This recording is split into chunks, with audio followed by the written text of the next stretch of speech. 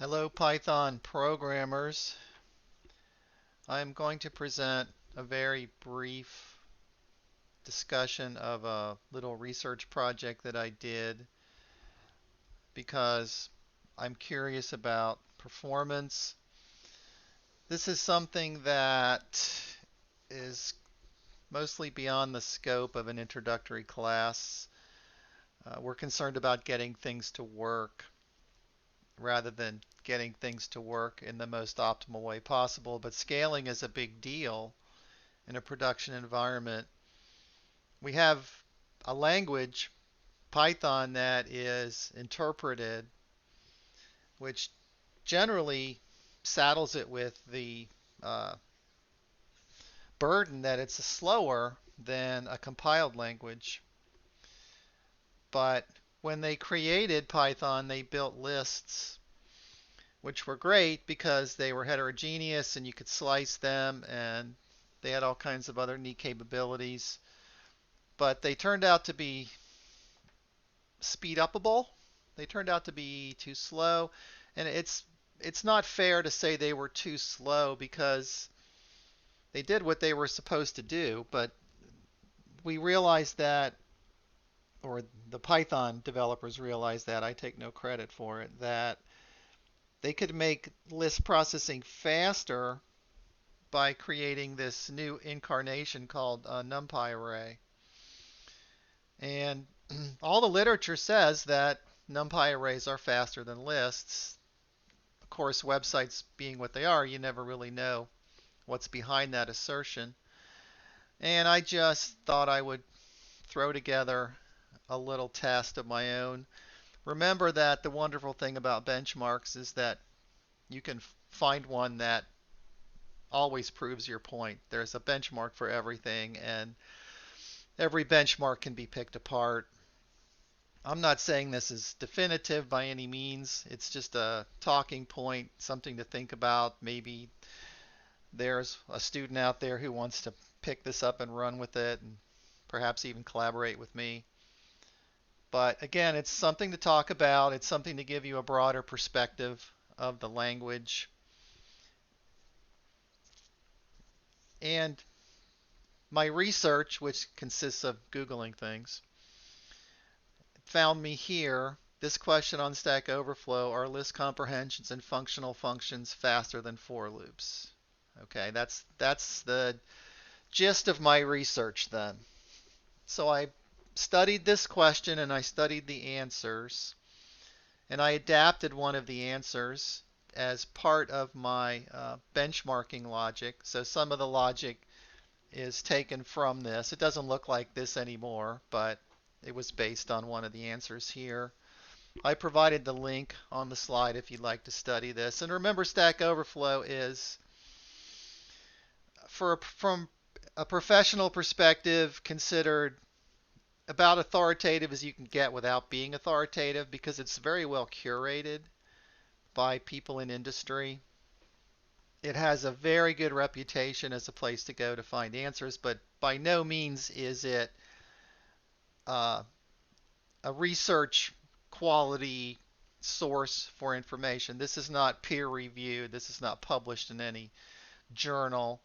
It's simply a very popular site frequented by a lot of smart people and probably a lot of dumb people too. I mean, I'm on there, so that doesn't say much about it. So, yes, it's a place to start. No, it's not the beginning and the end of anything. I decided that I would create a couple of data sets, and the reason I created two was because one of them just took forever to run with 10 million items. Although 10 million is not a lot of items in the grand scheme of things, it just took too long. So I created a smaller data set of about 100,000 English words. There's a readily available text file that has most of the words in the English language in it. I believe it's the Linux dictionary from the Linux operating system. And I use that as the test in my smaller test. And then in the larger test, I randomly generated 10 million strings. I just wrote a couple of loops to randomly grab letters from the alphabet and append them together. Right away, you should notice that I'm doing a test on strings, and I'm using a data structure in a library called numeric Python. Right away, there's a problem. Again, I'm just giving you reasons to question my benchmarks. If we want to redo this, if we want to reconsider these benchmarks using numeric data, we might get completely different results. Who knows? But it is possible to manipulate strings using Numpy arrays, and I did that.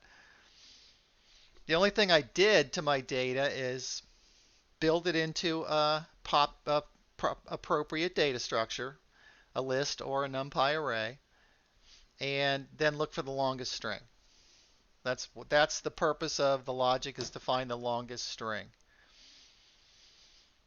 Here's my test logic. I use list comprehension. One line of code, bada boom, finds the longest string. It's easy to understand. It's easy to type. And frankly, if it's a small data set, we don't care how long it takes because, well, let me back up. If it's a small data set and we're only running it infrequently, we don't care how long it takes. If it's a small data set and we're running it 10 million times a day, we do care how long it takes. Scalability is not just how long it takes to run once, it's how long it takes to run hundreds of thousands or millions of times. After I did the list comprehension, I just cobbled up a brute force loop, which is nested, a for loop with an if inside it. Traditional procedural programming that everybody learned in Java in the first semester. My results, I found that in the small test, which remember was about 100,000 words, the brute force test took 22 seconds. I'm sorry, the brute force test took 0.02 seconds. And the list comprehension test took 0.04 seconds. On the surface, the list comprehension took twice as long. Again, that conflicts with what we are told when we do casual research about list comprehension and numerical Python. So then I fired up my larger data set, 10 million strings, remember, not just 100,000 strings. And it took about 3 seconds to do the brute force method and about 6 seconds to do the list comprehension method. So I refuse to draw a conclusion. I don't think this is indicative of anything, but it's a good talking point. It gets us thinking. I wouldn't dare post this on Stack Overflow, first of all, because it's not a programming question per se, it's a research question. And second of all, I'm not interested in a huge volume of comments from random people that I've never met. But I encourage you to take a look at the code I provided.